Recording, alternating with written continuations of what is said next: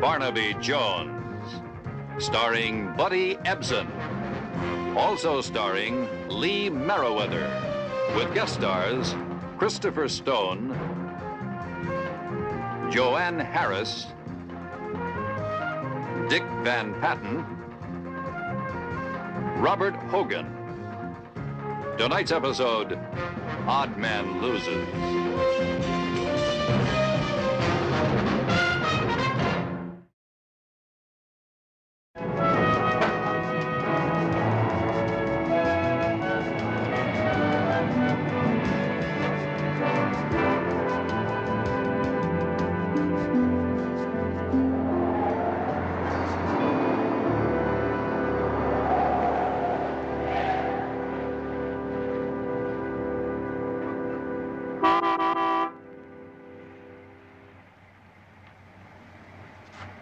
Morning, Don.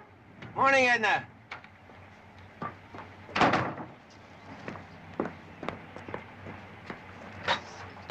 Can't you train the kids to put these things away?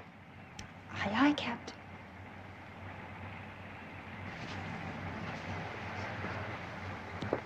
You want to drive? Get the feel of it? When we pick up men. Why, Mel? Why can't we?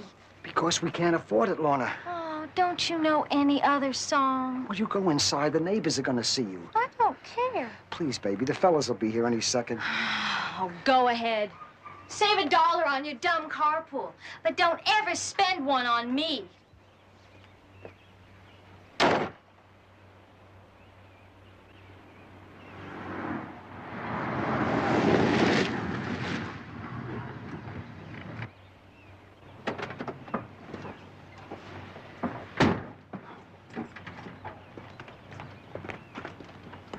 What's he doing? He's gonna be driving later. Listen, I've been thinking about it all night. We ought to forget the whole thing. We're not criminals. Well, that's the beauty of it. Who's gonna suspect us, huh? You're just an accountant at PRC. He's just a draftsman. I don't even work there. No, the plan is perfect. At lunchtime today, we're gonna do it. Come on, get in the car.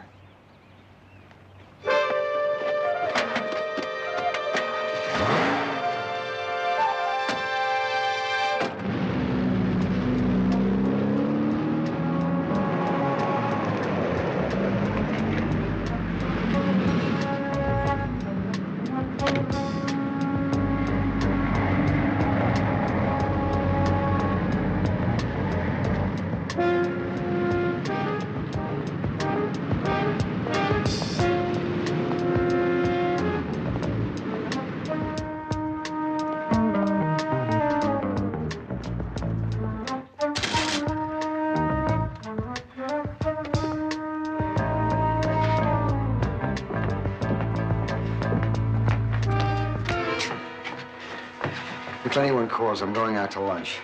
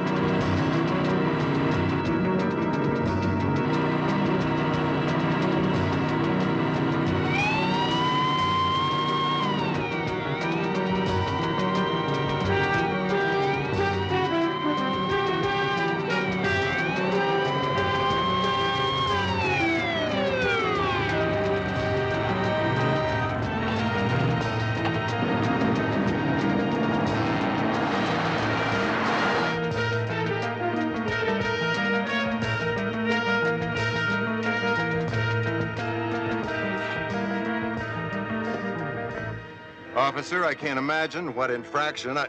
Get out of the car. Come on, move! You're not a policeman.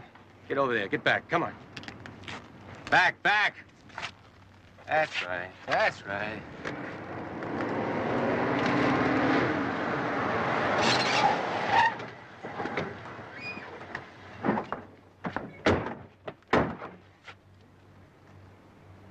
Well, come on, get it open!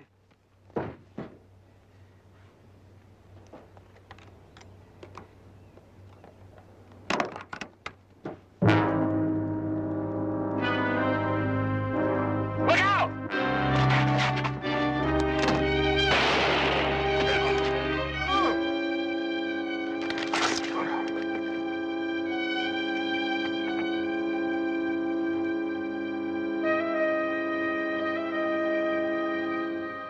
You didn't tell me he had a gun, Mel! I didn't know it.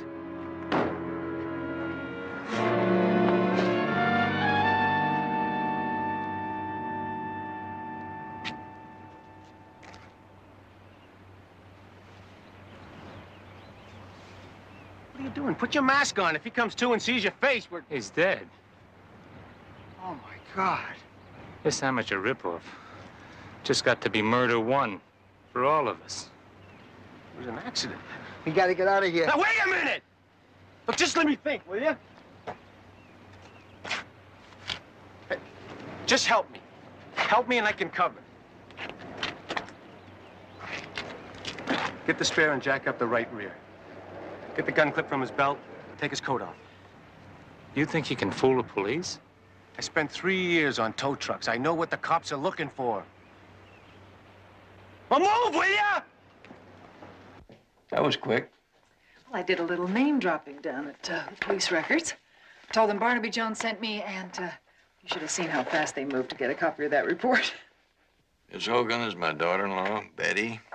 Mrs. Hogan, would you like a cup of coffee? Please, Black. Investigative officers, Lieb and Trombino. You got the best. That's what they said about you. Wondering how you happened to call me.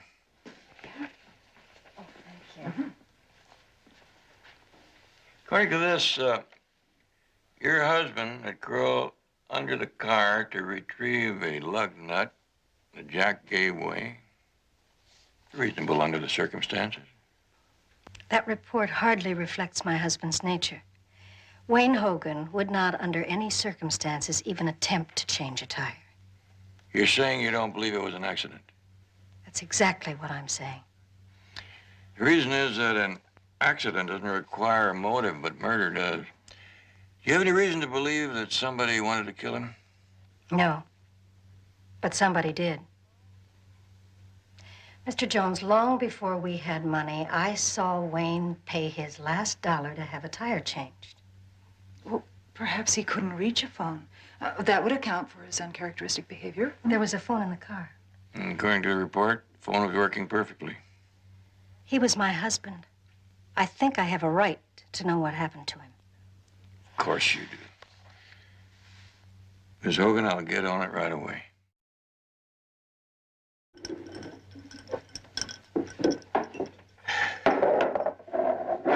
Come on, Steve. It's been nearly a week. Crack a smile, will you? About what? A man being dead? No, about the fact that we just split up $335,000 and had the guts to take it. Hey, come on, cut it out. Well, what the hell kind of way is that for him to speak to me? I'm the one that hit him. I'm the one that dreams about it at night, not you. Okay. I'm sorry. Just remember, he had a gun, too. That company of yours isn't exactly lily white, either. I mean, that was hot merchandise they were going to buy with that cash. And that's why they can't blow the whistle on us. I'll be glad when they lay me off. They've started cutting back already. I gave my 2 weeks' notice at the tire shop this morning. Yeah? Where you going? I'm going to drift down to Florida, work along the way. Then in about 6 months, I'm going to start showing some prosperity. Then what? Get myself a charter fishing boat and live like a king. What are you going to do, Steve? Ed and his sister has a dry cleaning chain in Denver. We figure we settle there, and well, if it looks good, we buy in. Hold it. Go on us home. fellas. Hey, Hi, honey. How was the movie? Oh, pretty good. Had that actor in it I liked. The one that reminds me of Don. Hey, Mel, you better watch us. Oh, don't listen to him. He's just a jealous old bachelor. Hey, what happened to the card game? Oh, we started talking. And drinking. Well, why don't you fix me one so I can catch up? And I'll go upstairs and fix some cheese and crackers. Oh, that'll be great, baby. Okay. See ya. Uh-huh.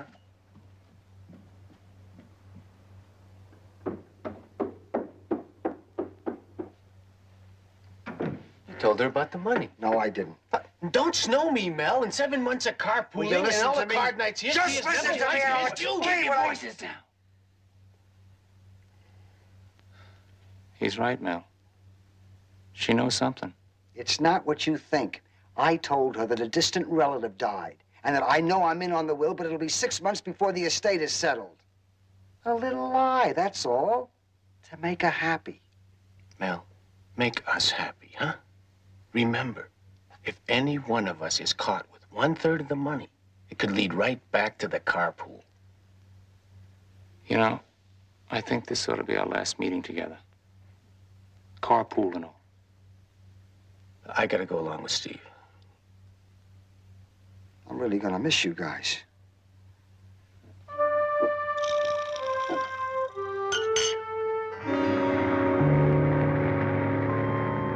Mr. Jones, I'm Elliot Plum.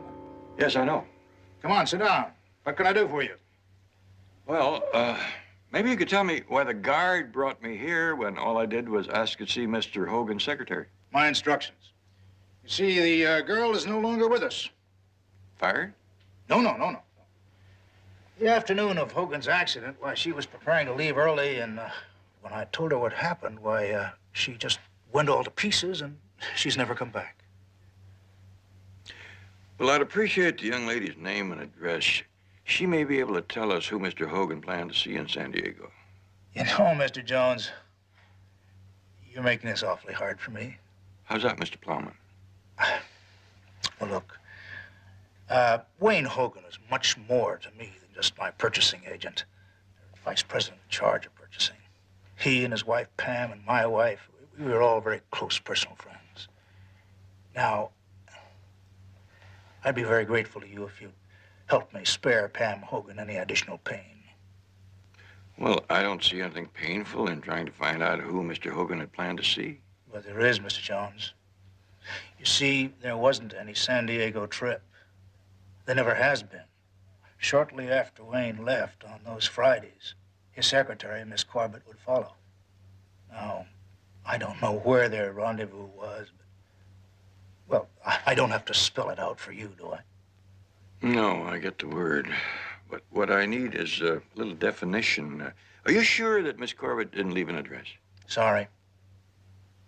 Well, when she gets over her grief and realizes that she still has a final check coming, she'll probably contact personnel. I'll call for you. No, thank you. I'll find my way. Thank you.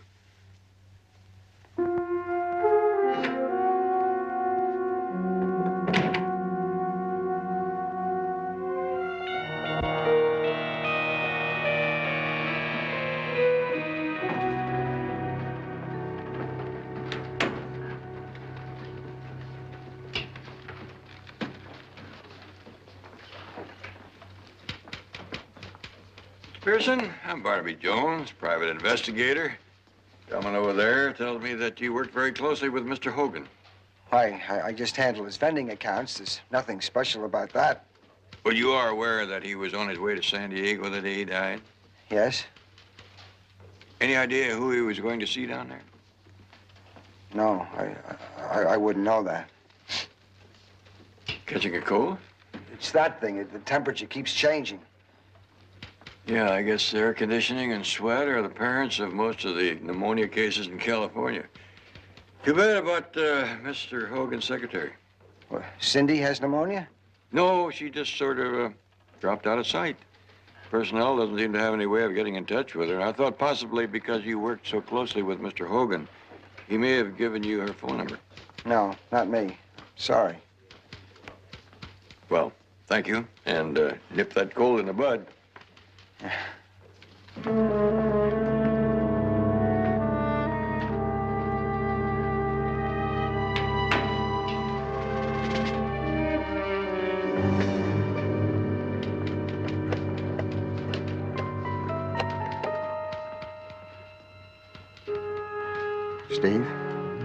It's Mel.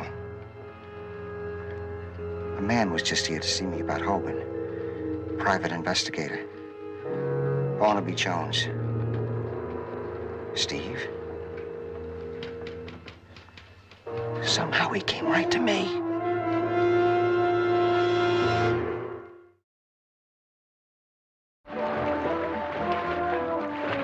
And I was supposed to leave Wednesday night for Hawaii, and these apes deliberately made me miss my plane, yeah. And here it is Saturday, and I'm supposed to start my new job Monday morning. Can you believe that? Oh, no, I've wasted enough time with you already, because I have a new boyfriend. I think his name is Barnaby Jones. And if I was 6 months older, I would ask him to marry me. Bye-bye. If I was 6 months younger, I'd accept. Mr. Jones, your secretary said you wanted to speak to me about Wayne Hogan. This party must seem a little insensitive to you. Mr. Plowman said that you were so broken up by Mr. Hogan's death that you didn't go back to work. You made it sound rather personal. Well, nobody likes to lose a good boss. Especially if he's more than a boss.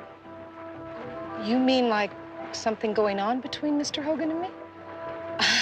No way. But you didn't go back to work. Well, there was no reason. Mr. Plowman called and said that with Mr. Hogan dead, they wouldn't need me. But they did set up this great job for me in Hawaii. I bet they even paid your fare. You're a pretty foxy detective, Mr. Barnaby Jones. Now, you tell me. I mean, why did they do that for me? Maybe you thought you knew something. Well, like what? Like why Mr. Hogan was driving to San Diego the day he got killed? Well, it was just business. I mean, nothing else would have made him drive that distance twice a month. He flew everywhere else. Twice a month? Mm-hmm. Always on Friday.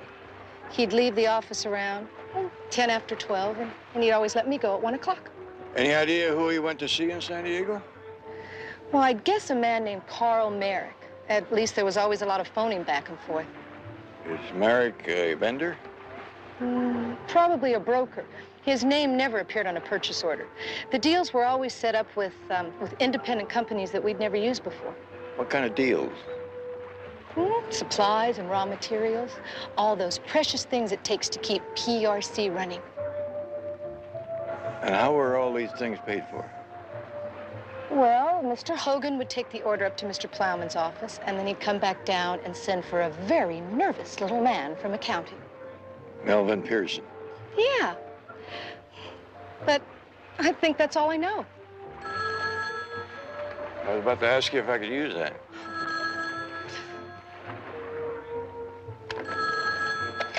Instant dial tone. Thank you.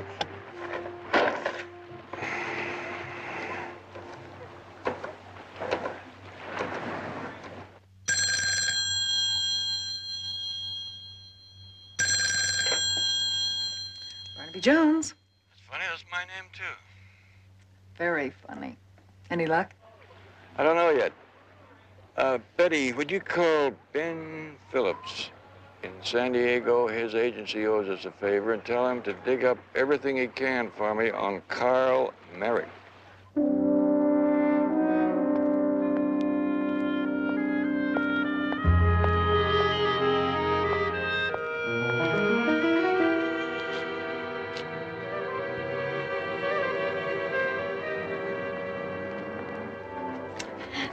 Mel, you're just the best daddy. Oh, everything's so beautiful. Don, now what are you doing here? Hi. Hi. Oh, you just got to come and see. Mel is buying out the store. The whole store, huh? Look at these. Hey, beautiful. Listen. Diamond Mel Pearson, last of the big-time spenders. You ought to be a gambler. The two best ones in your size. Oh, would you wait just a second? I just want to try them. Hey, I wouldn't think of leaving. Would I? Mel, hon, Listen, it's not the way it looks. But you called me hysterical yesterday because some Barnaby Jones character's on your tail, and now you pull this? Well, you said it was only natural that he would come to see me where I work. Well, I don't remember telling you to throw your money around like it was confetti. Darn, I had to do this. Lorna was gonna pack a bag and leave me last night. All right, Mel, how are you gonna pay for it?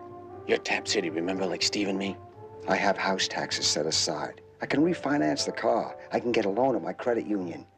I'm not gonna touch the other. Honest. Ta-da! Isn't it fantastic? Have you ever seen such a steal for $225? Well, can I have it? I won't need anything for years. Please. Thank you. Oh, you're just the best husband in the whole wide world.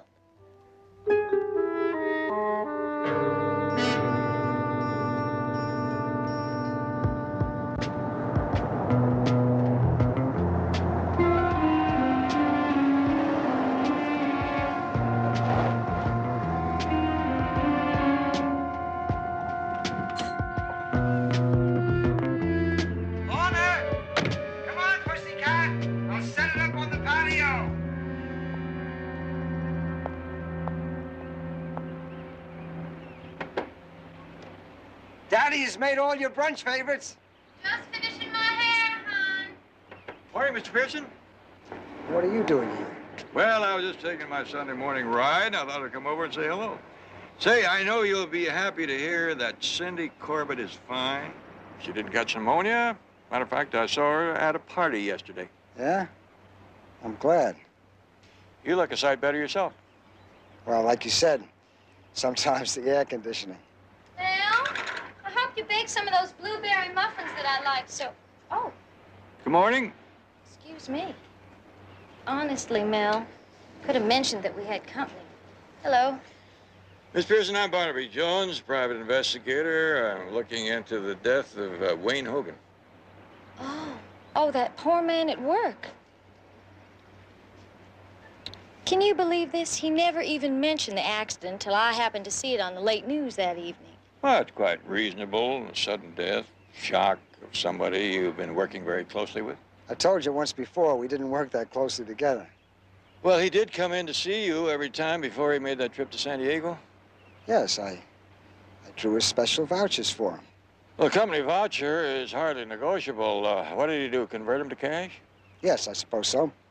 PRC has a cash surplus for just such emergencies. How much was the voucher that you drew for him the week that Mr. Hogan had his accident? Something over 300,000, I think. 300,000 for emergency. Kind of makes a fellow wonder what's essential. Come on. Mr. Plowman could have told you all this when he hired you. Mr. Plowman didn't hire me. My client believes that Wayne Hogan was murdered. But the news said he died accidentally while changing a tire. Perhaps he did, Mrs. Pearson. But your husband has just given me 300,000 reasons why it may have happened another way. Thank you very much for the help. Have a happy brunch. Now, are you in trouble? You are in trouble, aren't you, Mel? Now, I can tell. Shut up, Lorna. Today, would you just keep your mouth closed? Mel, I didn't mean nothing by it. I gotta go. You stay here, do you understand?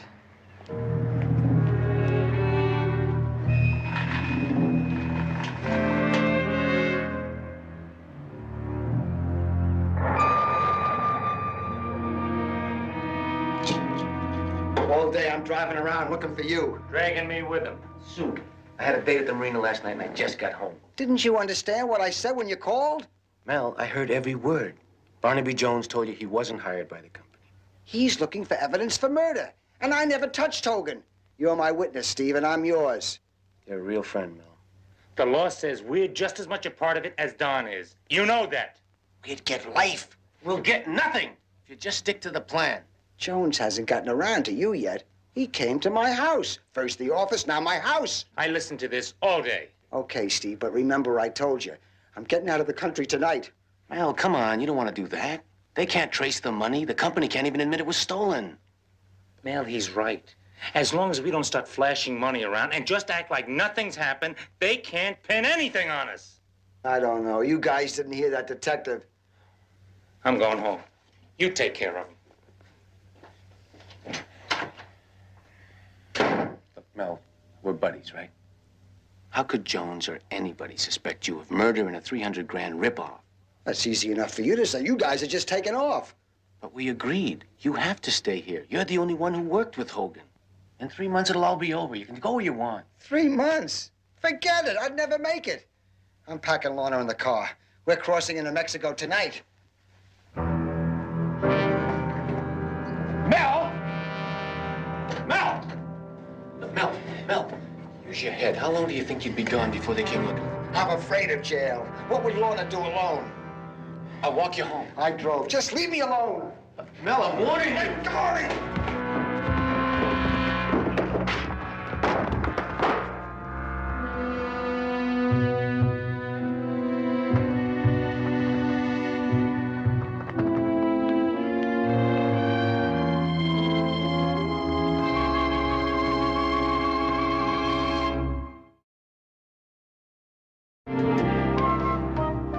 Lieutenant, I may have asked about an attaché case, but I don't remember. The investigating officer said it was the first thing you asked about at the scene. You also asked the lady on the horse, the one who found Mr. Hogan's body.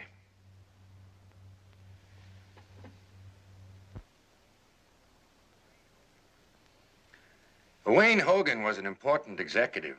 It is not inconceivable he might have taken something of value on a business trip. You're right, Counselor, excepting that Mr. Plowman has been trying to convince me that Mr. Hogan was not on a business trip that day. I may be mistaken, but do you know Carl Merrick? I never heard of him. There's a small trucking and warehouse business in San Diego. Gentlemen, since you failed to appreciate his cooperation, I'm advising my client to terminate this interview. The San Diego police have files for a year now on some pretty big rip-offs along the docks. Electrical components and other materials that just happen to coincide rather closely with your inventory pattern, Mr. Plowman. Miss Corbett said Mr. Hogan bought a lot of that stuff in San Diego. I told you I don't know any Carl Merrick. Were we still talking about Carl Merrick, Lieutenant? I thought I'd moved along to thefts on the docks. Were you suggesting that there's some connection between the two, Mr. Plowman? Well, that's what you implied, isn't it? Isn't Carl Merrick the man that Hogan went to see in San Diego, carrying the attaché case your client inquired about but doesn't remember? Seems to me my memory would be doing flip-flops, too, if I realized that my vice president was going around carrying $300,000 in cash that wound up missing. Lockridge, you get a court order, get these two out of here, and keep them out. When I come back, it'll be official, and I'll have the court order.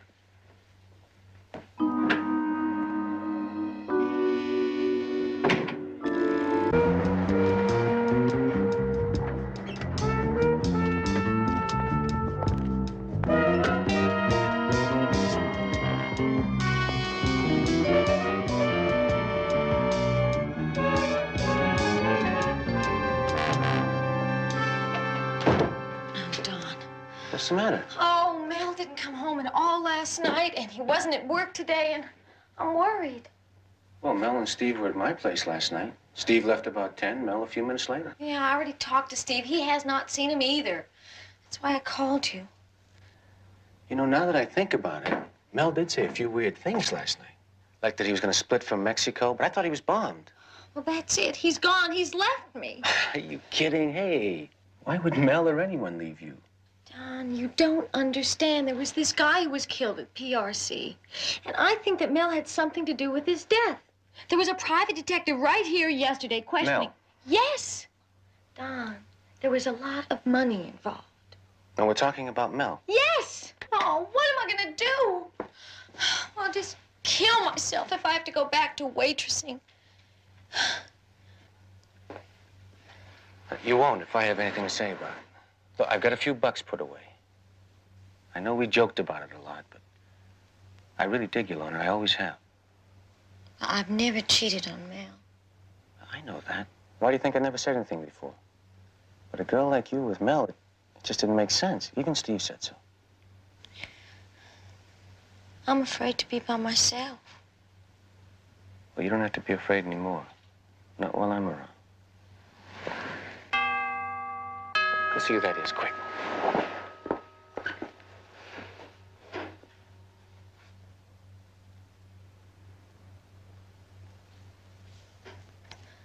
Don, it's that private detective again. Jones. Yell, you're on the phone. Maybe I'm on the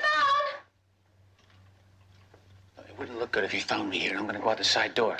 What should I say? Tell him Mel left you. I'll talk to you later.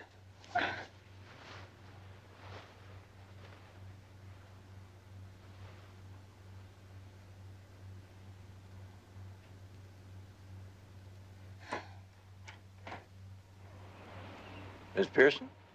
Yes, come on in, Mr. Jones. I was hoping your husband would be home. I wanted to talk to him. I have not seen my husband all night, Mr. Jones. Oh, I'm afraid he has left me. Well, I know that he didn't go to work. The guard at the gate said his car didn't go through, but he only drives there twice a week. Yes, he was in a carpool with 2 other men. You happen to know their names? One was a Ron or a Don, and I think the other one was Steve or Stan or something like that. No last names. Well, I hardly ever saw them, and then it was just from the door in the morning when they picked him up, so. Miss Pearson, you're a very attractive young woman. I find it hard to believe that the man who cooked your brunch yesterday morning abandoned you last night, unless he were running from something. Running from what? I'm not sure. But he must know, or he wouldn't be running, would he?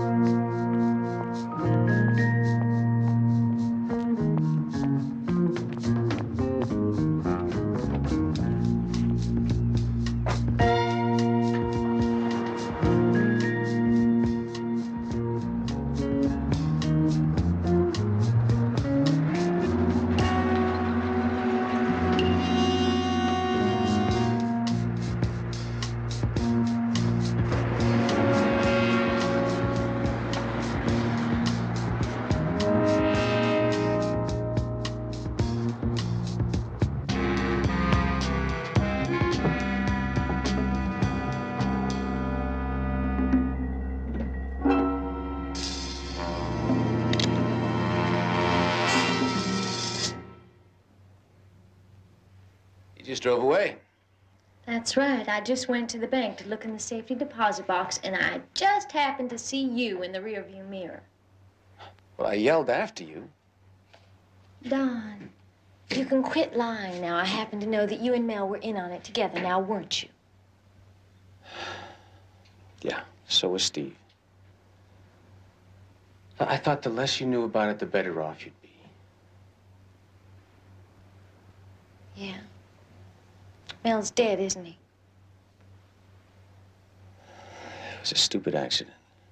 Mel got panicky. The way he was talking, they'd have had him in 24 hours. The rest of us had had to go to jail, too. Why don't you put that thing down? What, and then you're gonna kill me?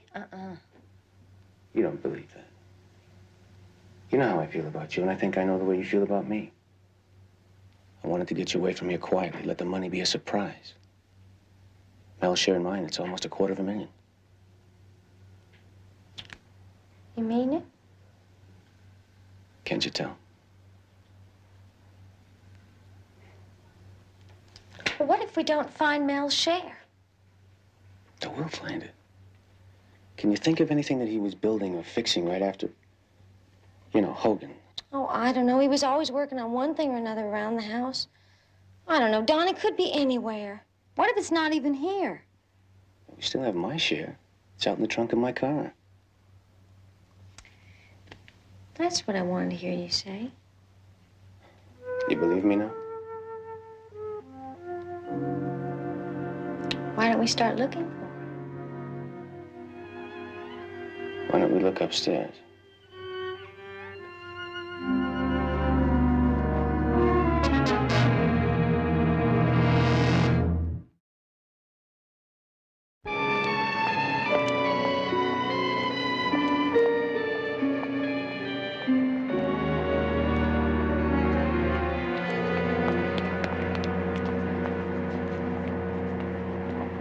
Mr. Triplett? The gate guard thought you might be able to help me. I'm Barnaby Jones, a private investigator. What's it about? Well, it's about Wayne Hogan's death. The gate guard said he remembers you left the plant that day about noon with Mr. Pearson. Yeah, we went out to lunch, yeah. You mind telling me where? Let me think, yeah. That was Friday. Oh, yeah, we drove out to Lou's Chowder House. Guard said you walked out. Oh, well, Pearson and I carpool with a guy who works in one of the shops down the street, and he picked us up at the corner. Oh. What's his name? Don Brady. I think he took off for Chicago last week. Anyhow, the pool broke up. You and Mr. Pearson, too? Well, yeah, I was due for a layoff. As a matter of fact, I just picked up my severance check. Have you seen Mr. Pearson? No one seems to have seen him since yesterday. No? What? What is all this about, anyhow? Well, confidentially, there is a little over $300,000 missing. Supposition is that Mr. Hogan was killed so somebody could get it. Reports I heard was a freak accident. Could have been contrived. Now, it looks like Mr. Pearson is involved, although somebody else could have rigged it. You're not accusing me of something, are you, Mr. Jones? Mr. Triplett, all those questions I've asked will be asked again sooner or later by the police. Now, if you go in with answers before the questions are asked, you may come out better. You're not getting my message. I don't have any answers. About Mr. Pearson? Well, you did go into his department looking for him today. Just to say goodbye, Mr. Jones. Somebody may have already done that for you. I think Mr. Pearson is dead just as Wayne Hogan is dead. What do you think? I hope you're wrong. Mel was a nice guy. Hey, now, if you don't mind, I got a wife and 2 kids who are home waiting for me. Sure.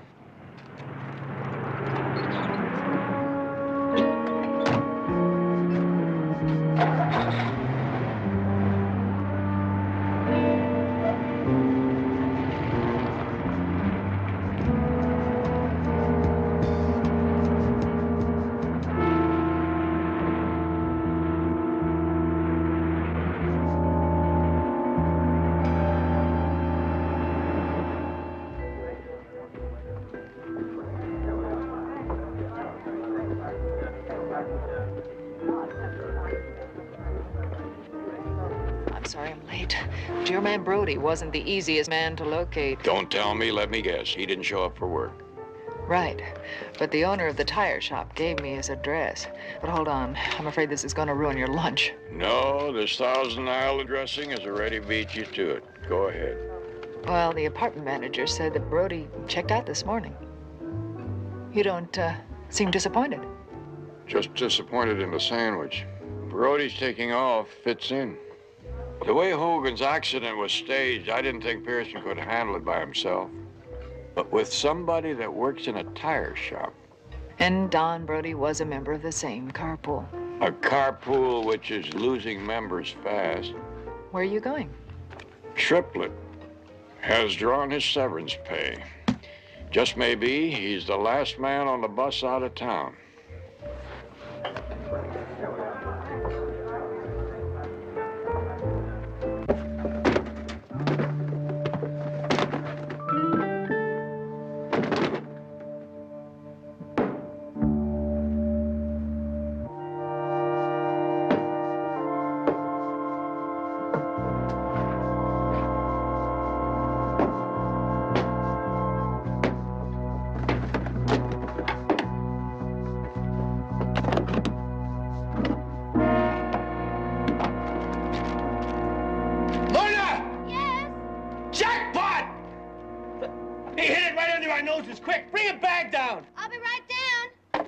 Clever son of a gun, he hit it right under our noses when we were sitting here the other night.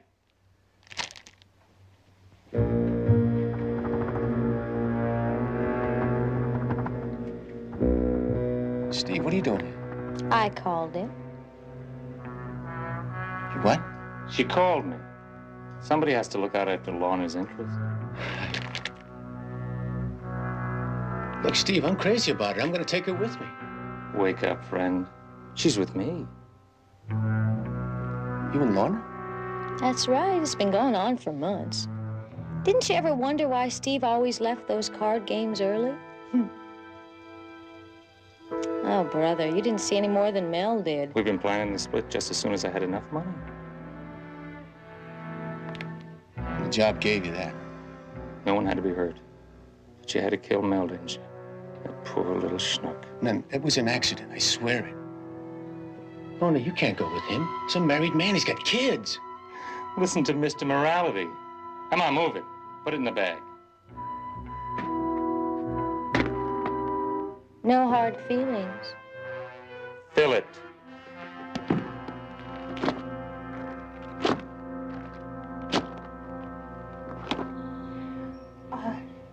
Steve was here only a couple of minutes, Mr. Jones, and then he left.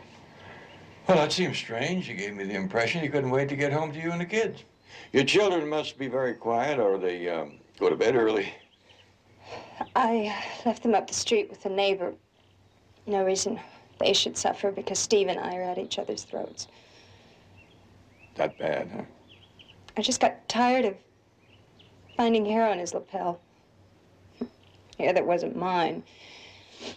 When I asked him to stop, he just laughed and said, since I knew, he might as well give her his home phone number.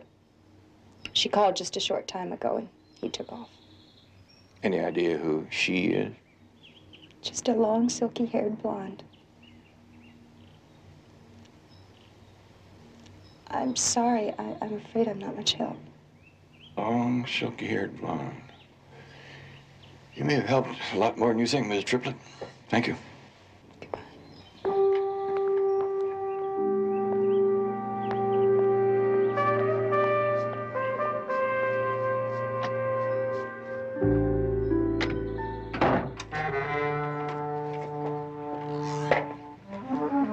Just keep moving.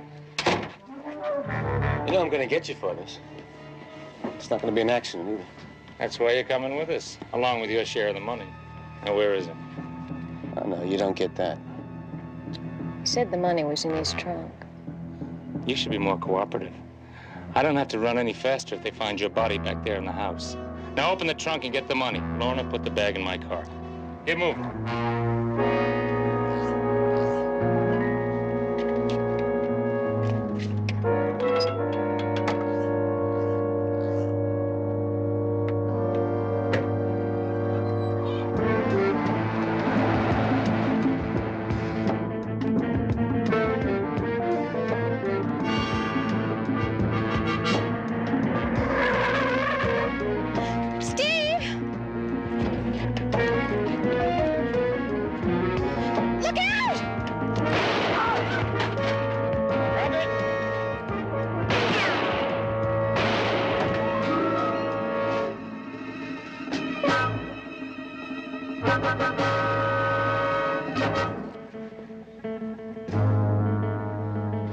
Would you call police emergency for an ambulance? I'll do that. No, Mrs. Person. We have a special conveyance for all of you. There'll be a squad car along in a moment.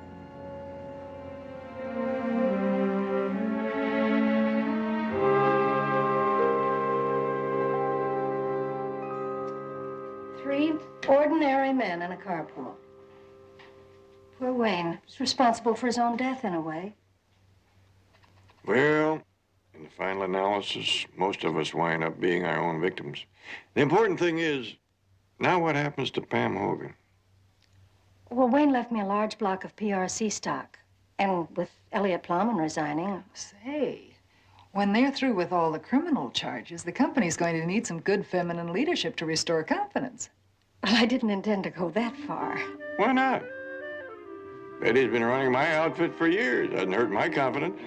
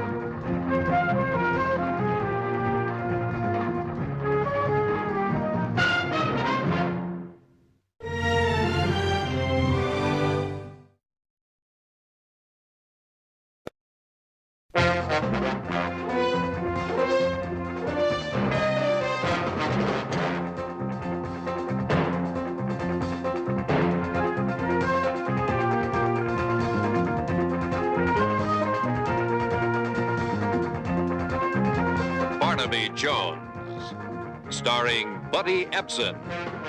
Also starring Lee Merriweather, with guest stars Pamela Franklin, Robert Pine, Ed Power, Christina Holland, special guest star Phyllis Thaxter.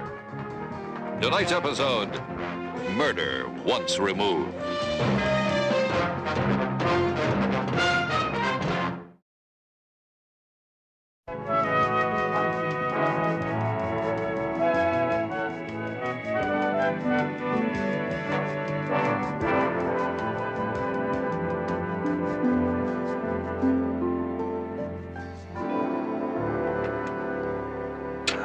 My little bride. Look at this. See, the Y4 shutter cuts the shutter to 100. Look at the detail. Brad, it's beautiful. Yeah, isn't it? Well, I better get packing. Heavy dew last night. Those wildflowers are gonna have a texture to them like velvet today. I won't be back till sunset. You miss me? Mm-hmm. Like crazy. Mm-hmm. While you're gone, I better drive into the city today and do some shopping. The lottery is getting a little low. Well, look, splurge. As soon as we get this series off to the annual, we'll be solving again. You'll see. We'll get by. You bet. Bye-bye.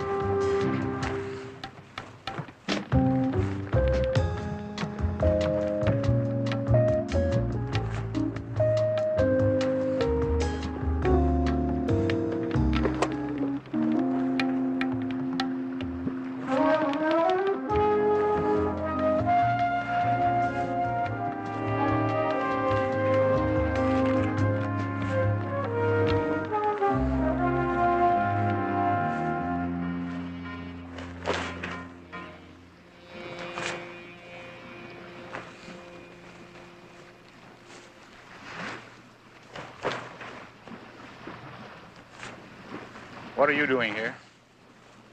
Hello. Surprised? How did you get on board? Haven't you ever heard of stowaways? I thought I made it clear a month ago. Nothing. Not a cent.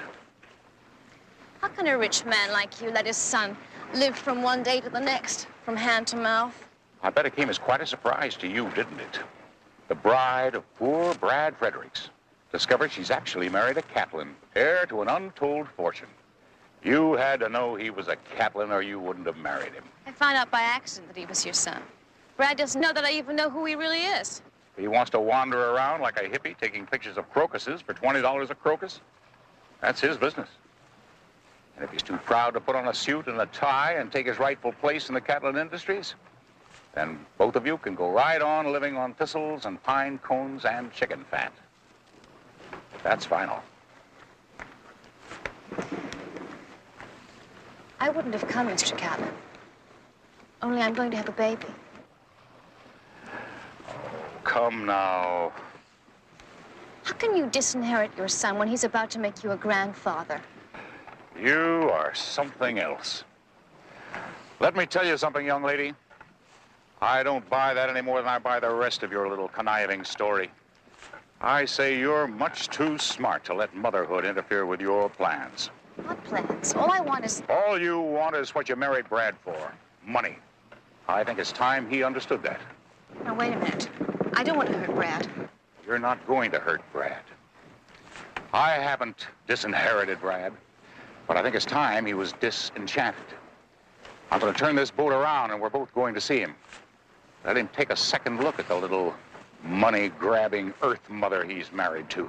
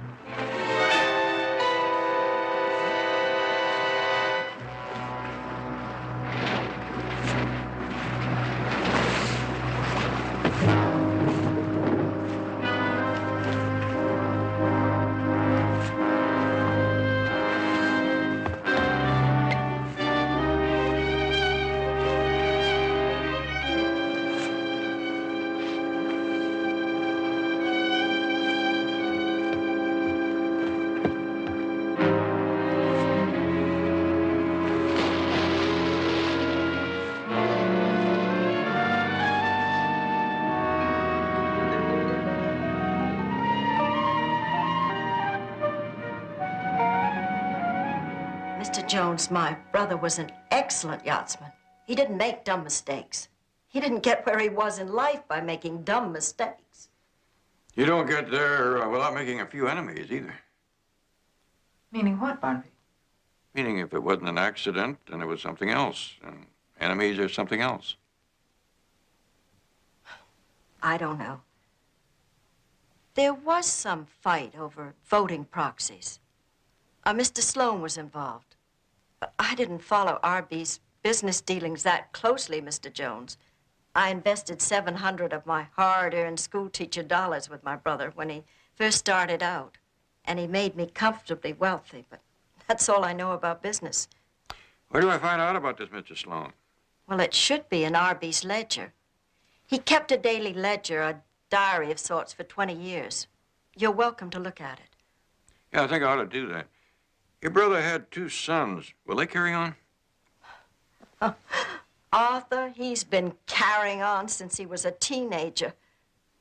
That's R.B.'s son by his first wife. His mother died when the boy was only 2. And the other boy? Bradley? That's R.B.'s son by his second wife. Poor Bradley. He thought the demands of being Mrs. Catland helped kill his mother. Does Bradley live here? No, he's been traipsing off to become a nature photographer. He took his mother's maiden name, Fredericks, as if he wanted to disown his father. I'd like to talk to both of them. Well, I sent notifications to their last whereabouts, but neither one of them made it to the funeral. Eddie, you check with the Coast Guard and see if they took pictures of the boat exactly as they found it. See if we can get copies. Then you will look into it. My decks are cleared. Let's get underway.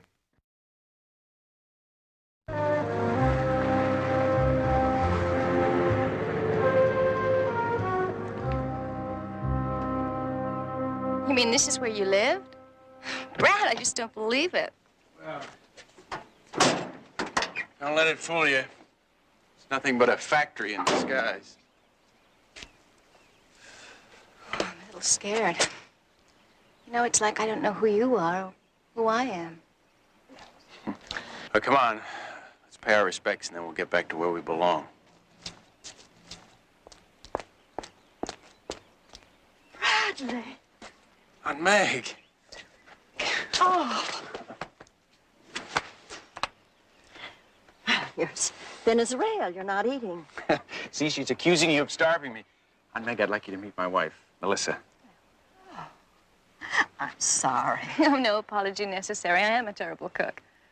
Come on, get your things. Your room's ready. Oh, Aunt Meg, we can't stay. I just stopped by to pay my respects. Why, of course you'll stay. Well, isn't Art here? Arthur arrived early today. But he was so overcome with grief that he had to run into town to drown his sorrows, I presume. Now, come on. I sent you a wire to Taos, New Mexico. Oh, we left there over a month ago. We've been photographing up near Idlewild for the past couple of weeks. Our newspapers are a little ancient. We only learned last night.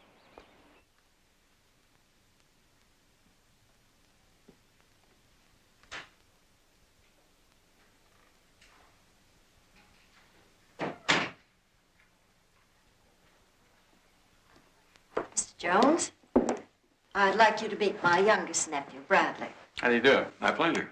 Oh, and his wife. Oh, Melissa. Melissa Frederick. I mean Catlin. I still can't get used to it. How do you do? I guess we can put these away. No smoke, no fire. That proxy business was settled several weeks ago. What's going on, anyway? I've hired Mr. Jones to look into your father's death. Well, I thought the newspaper said it was an accident. Did you ever know your father to have an accident? Not unless you count me. I understand you enjoy working out of doors. You're a man after my own heart. Oh, I'm sure my Aunt Meg has billed me as the starving photographer. This color seems good. I wouldn't worry about the woodsy ones. Well, I like to enjoy living while I'm making a living. Well, you can't ask for more than that. Call you in the morning? I'll see you out. No, never mind. Very happy to meet you all. Yeah. Bye.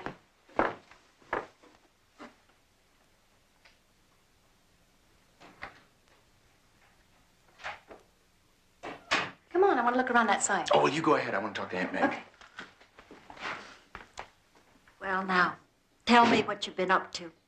Aunts have a right to know a few things.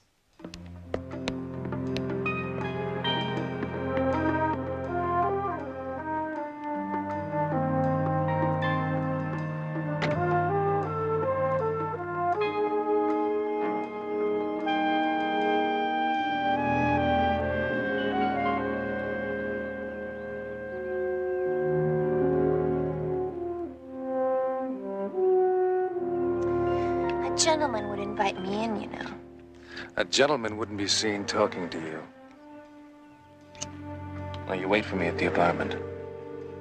Okay, what do I tell them if Harry Olmo calls again? You tell them to get them off my back. At the very least they can do, they can have the decency to wait until the will is read. Now, come on, shoot.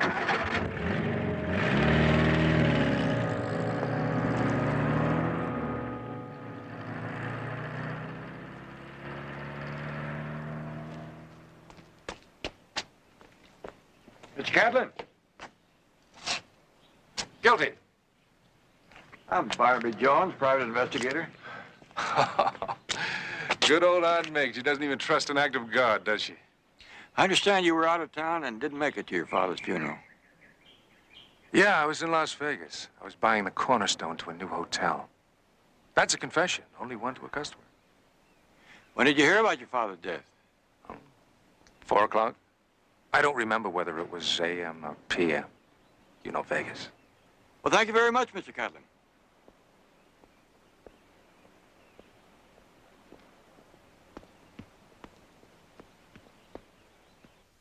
Look, Aunt Meg, I don't need anything. And I don't want anything. Very nice speech, Brad. Still playing Robinson Crusoe, huh? Aye, aye. Is that any way to greet your brother? And don't you think you've had enough? Aunt Meg, a private investigator? Really? Something new's been added. Who's the new pool man? That's Brad's wife, Melissa. Living with the birds and the bees gave you some ideas, eh, Brad? Leave her be.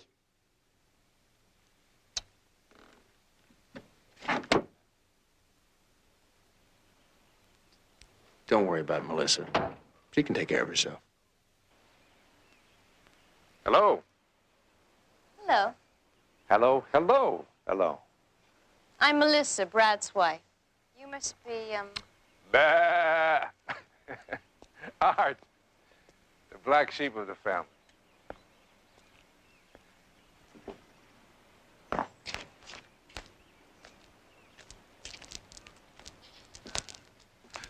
You know, for a half-sister-in-law, you're not half bad. Hey, don't I know you? I don't think so. I'm sorry about your father. Sure. Your hair was different and you weren't wearing any jeans or anything like that. I think you've had a little too much to drink. We've never met before. We met in the Bahamas. They imported a whole group of pretty young things like you for the customers. You were the best one of the lot. I don't know what you're talking about. Now let go of me. Yes, you do, Melinda. My name is Melissa. I liked you, remember? I never heard those wedding bells you kept tinkling in my ear. But after you struck out with me, you kept pumping me about that shutterbug brother of mine back in Taos, didn't you? That's what you did. You changed your outfit. You went after him. I'm afraid that you're mistaken. There's nothing to be afraid of. This is great. Let's just say that your secret will be something that you and I share together.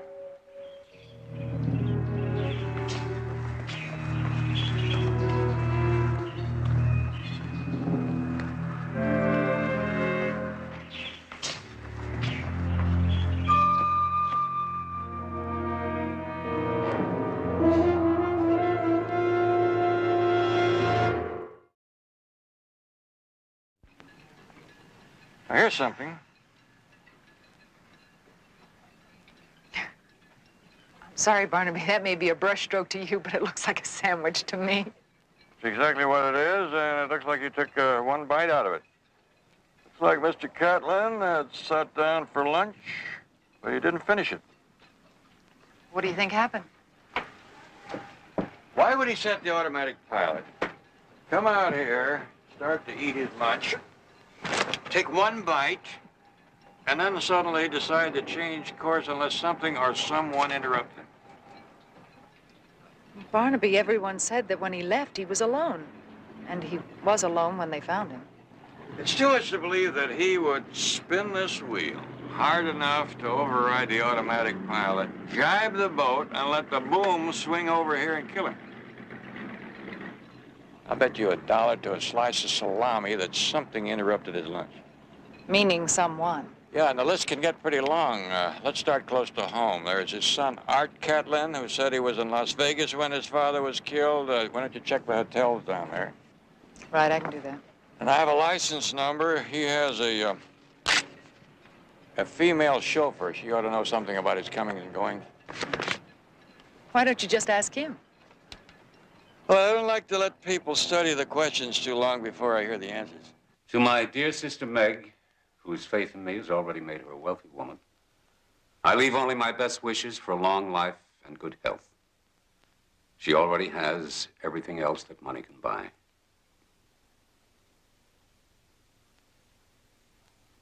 To my son Arthur, who long ago gambled away any hopes that I had for him, I leave the sum of $50,000 so that he may make one last gamble on himself or on any game he chooses. No! Pompous, self-righteous. Arthur, be quiet, please. Well, except for that bequest and 2 other small gifts to charities, the entire estate and interest in Catlin Industries is left to you, Bradley. All right. Bradley, let go.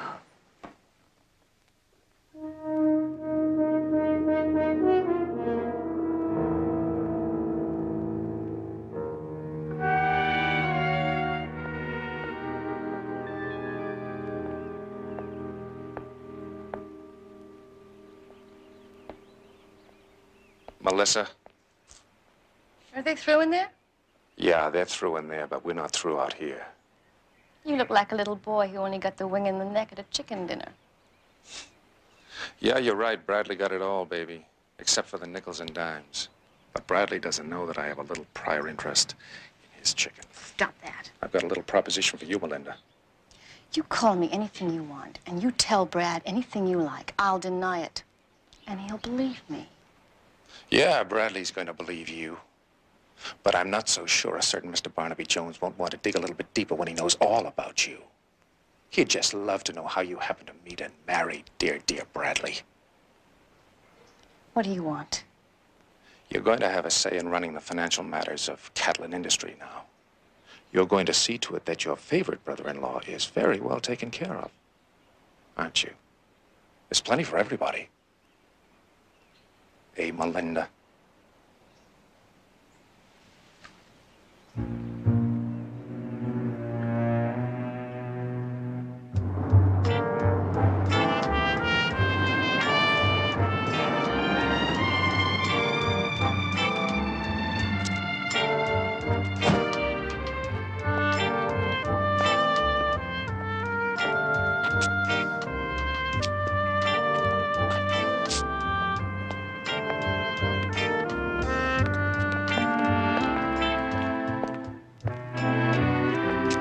Well, Harry Olmo. Well, Barnaby Jones. How's the Sherlocking going these days? Oh, so-so. How's the Shylocking? Of course, our percentage is not nearly as good as in collecting. How's everything in Vegas? You know me, Barnaby. Las Vegas is just another town in Nevada to me. I'm sorry, gotta run. See you around, Harry. Harry Olmo is a friend. What business is it of yours anyway? Harry can't afford friends. He's a collector for gambling spots halfway around the world. Well, you know what? I don't have to tell a private investigator anything. So why don't you just leave while it's still nothing to nothing? Over at the Catlin house, I got the impression that Art owed somebody. Harry is a collector. That's not nothing to nothing, that's 2 and 2. So Art gambles. Everybody knows that. And everybody knows he's got credit. All over. He had credit. I talked to his aunt a couple of hours ago. Arthur didn't inherit enough money to finance a lifetime career at the tables. Oh, yeah? That's not the way I heard it. Well, it must be the way Harry heard it, or he would have left here with a bigger smile on his face. Hey, wait a minute. All Harry Olmo has to know is that he's going to get his money. I'm a little harder to please. I want to know how. Why are you asking me? Ask him. I suppose you were up there in Las Vegas, watching him gamble away his inheritance during his own father's funeral? He didn't know such a thing. He was right here. Because we had a party going, a 4-day swinging party. How about the afternoon his father died, the 7th? Was he here then? You get out of here. No! Better think about it, Junie. The district attorney will be asking that question. Only he'll want an answer.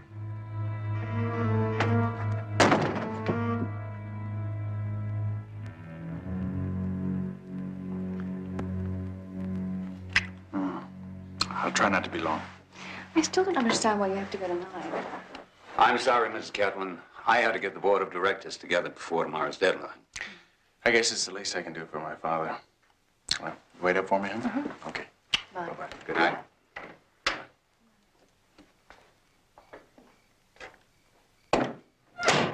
I'll see to tomorrow's menu.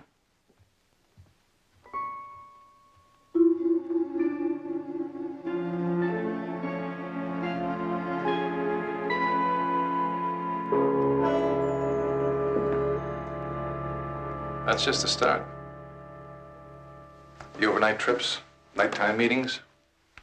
It's going to get very lonesome around the old barn on those long nights. Oh, she wouldn't do that. Wait a minute. I know you remember. A real barracuda, but not without talent. Please. Baby, Bradley isn't your type. Bradley doesn't know the first thing about the care and feeding of barracuda.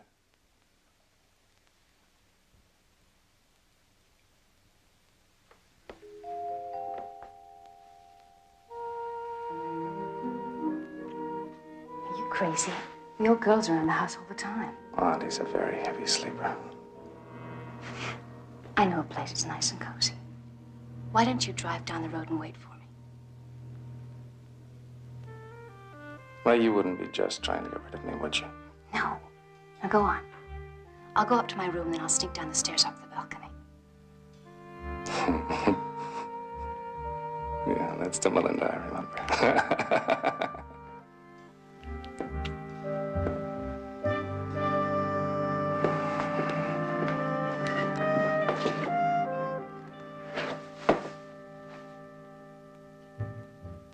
You know, I just had a thought in it, Din. I looked at you and I said to myself, I wonder if she could have knocked off the old man herself. Wouldn't put it past her. If you're that far gone in the brandy, you're not going to be much fun, darling. Don't worry about me, baby. Just down the road. I'll be waiting.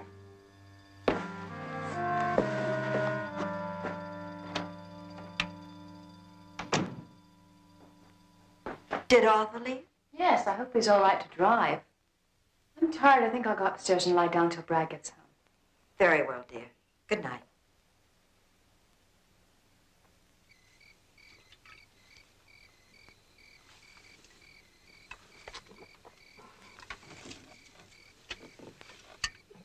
You're right on time, Contessa. I'll drive.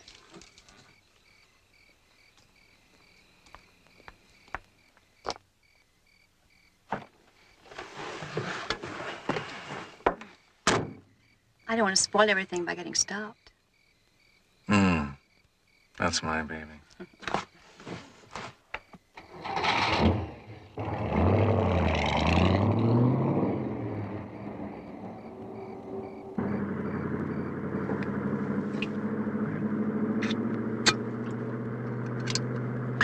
I've got the feeling that this is going to be the start of a beautiful relationship.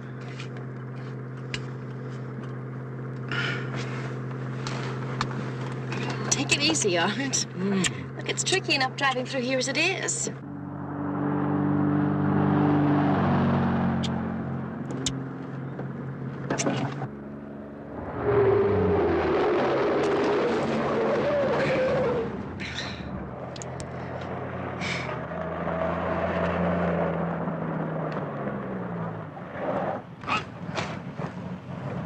You better get out and take a look. Forget it. Let's go. I'll have it checked tomorrow. No, better check the headlight. The police will stop us if the light's out.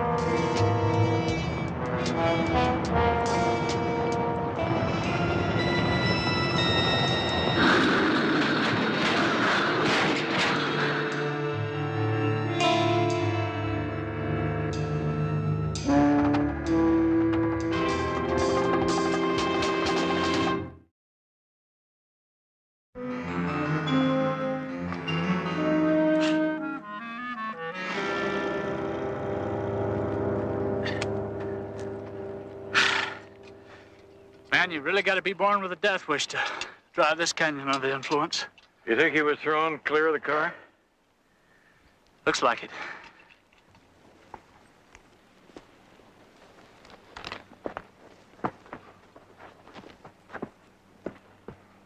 No. You shouldn't have come.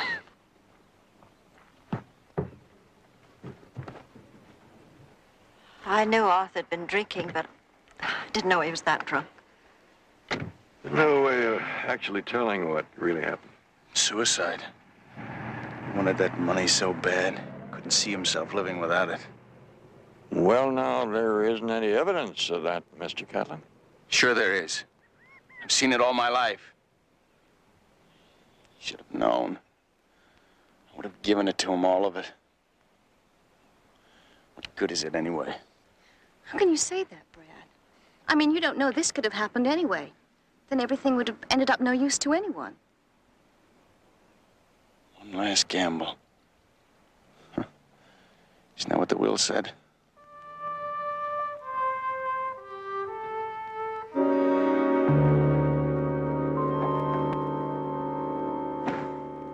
I don't understand why you come to see me, Mr. Jones.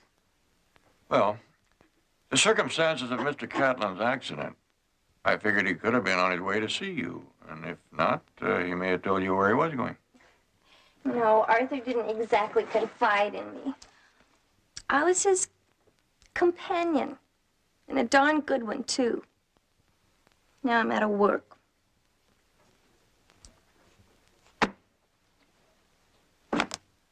You were fond of Art Catlin.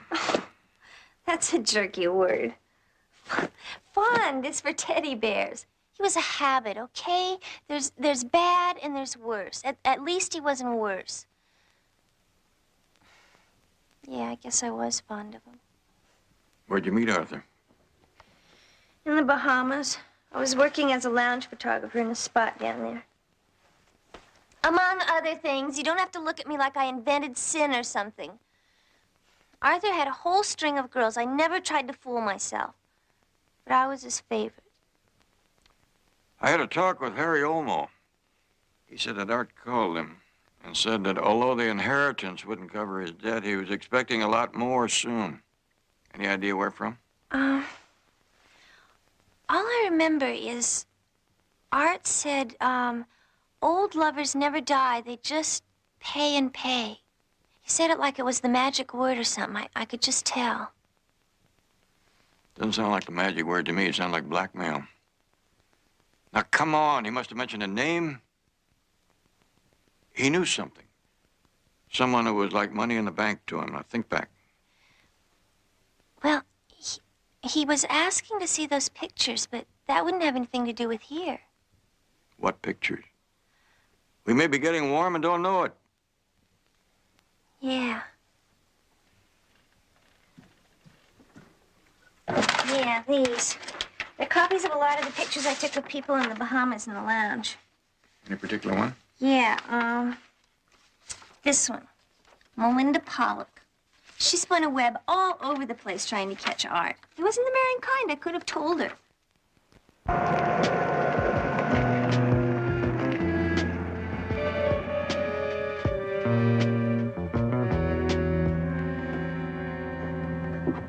Hi. Hi, honey. Willie here, I've got great news. No, ladies first. I've got a surprise for you. Okay, all right. I've ordered an absolute fortune in darkroom equipment. They're going to set it up in that big room right behind the servants' quarters. And you can play photographer till your heart's content. Big, busy man. Now you'll need the relaxation. Oh, that's what I've been trying to tell you. I'm no longer a busy man. I've decided to chuck the whole thing. What? After 2 meetings with the board of directors, I'm already strangling. So I decided to turn it over to somebody else. Slow down. You're not making any sense. No, it's the first sense I've made in days. I've already talked to Lyle Stranton, and he's going to start setting it up first thing on Monday when he gets back from New York. Set what up? The Catlin Foundation. I'm going to put the Catlin fortune to work. A board will manage Catlin Industries using the profits from all that money where it'll do the most good. Brad, you can't just... But I can do it. Oh, Aunt Meg can have the house if she wants it, but the rest is all going to be put to work for the people who need it the most. I've never been any good at handling money, and now I don't have to handle a dollar of it. What's wrong? It's just such a shock. I mean, your father wanted you to. But what good did it do my father? He's dead. And Art's dead. And if I have to sit through another board of directors meeting, I'll be dead. Well... We have to live our own lives, Melissa. We agreed on that when we got married. And I'm not going to let you down. So why don't you pack up the camper and we'll get back where we belong. Yes, of course, darling. Whatever you say. Just so long as I'm with you.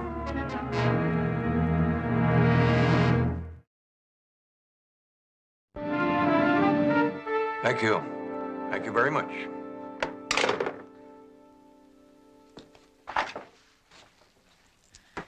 Well, what's the verdict from Taos, New Mexico?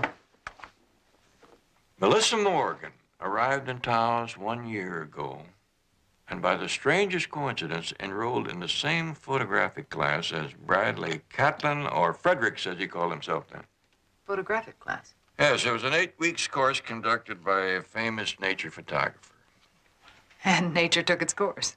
Nature isn't quite that natural, because 2 months earlier, Melinda Pollock had tried to get brother Art Catlin to tumble for her in the Bahamas. She gets around. Driver's license issued to Melinda Pollock shows her last address, Orlando, Florida. The owner of the building at that address said that she was a swimmer with a water ballet group at Undersea Gardens. Barnaby, are you sure it's the same girl? Darken the hair, take away the makeup, earrings, and swinging Melinda becomes Sweet Melissa. Oh, you're quite an artist. Not half the artist that Sweet Melissa seems to be. A quick-change con artist who strikes out with brother Art, but not before she finds out he has a brother who is roughing it in Taos. Bradley. Bradley. But she has a problem. Little does she know that Bradley will not touch his father's money with a 10-foot pole. You think she tried to get money out of R.B. Catlin on her own? Didn't you say she was a professional swimmer? Barnaby, you're not saying she killed him? I don't know. 30, 40 minutes, she's ashore, then all she has to do is wait for the inheritance. Wait and worry a little. She must have known that she'd have to meet Art Catlin again. Yes, and if he did recognize her, that might explain why he was so confident about getting more money. Well, what can you do? There's one thing I have to do in a hurry. I have to have a quick, quiet talk with Bradley Catlin.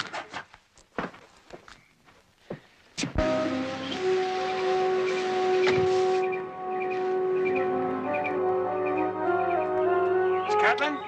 Oh, hello. Bradley around? No, he left about a couple of hours ago. Drove up to Lake San Fernando to take some pictures.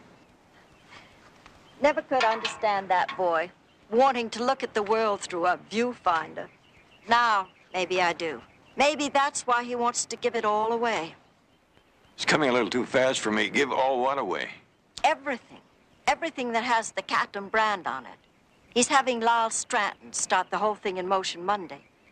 A foundation for worldwide charities or something like that. Well, how did his wife take that little piece of news? All right, I guess. I don't understand her quite, but she seemed happy enough about the whole thing when Brad left. I'd like to talk to her.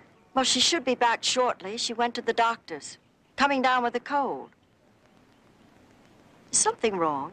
Do you happen to know which doctor? Yes, our family doctor, Edwin Majeski. You have his number? I'll see.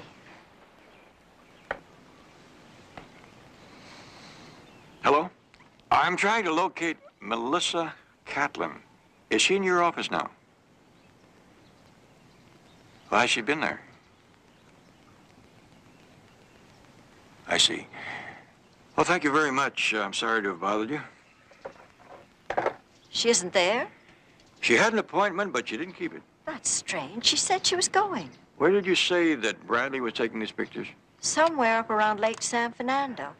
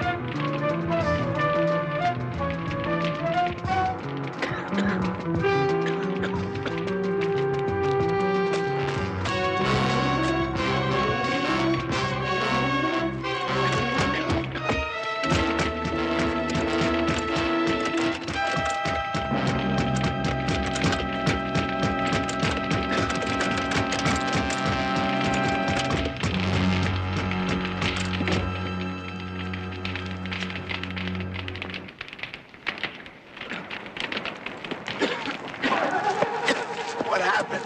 You all right? Yeah, I'm all right. Wait here.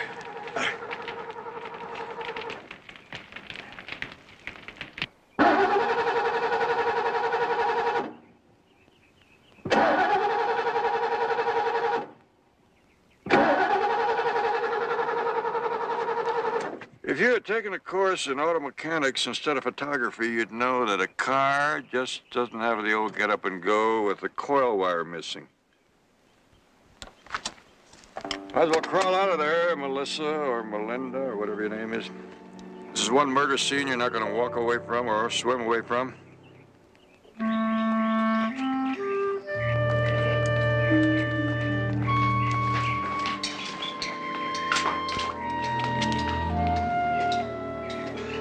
Mr. Jones, I'd like to talk to her. Well, come on.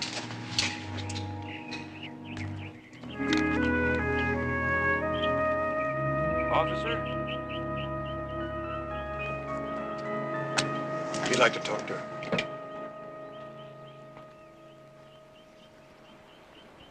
Melissa,